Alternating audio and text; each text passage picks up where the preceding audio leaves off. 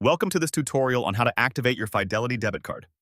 Activating your card is a straightforward process that ensures you can start using it for your purchases and transactions.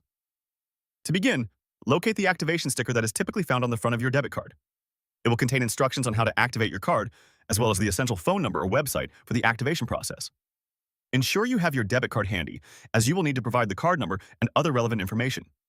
You can activate your card either by calling the number listed on the sticker or by visiting the Fidelity website. If you choose to call, simply follow the automated prompts. You will be asked to enter your card number along with some personal information to verify your identity.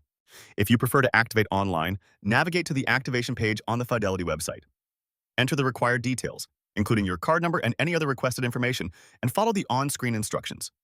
Once you have completed the activation process, you will receive confirmation. Now, you can start using your Fidelity debit card for all your banking needs. If you encounter any issues during activation, do not hesitate to contact Fidelity customer service for assistance. Thank you for watching, and good luck with your new debit card.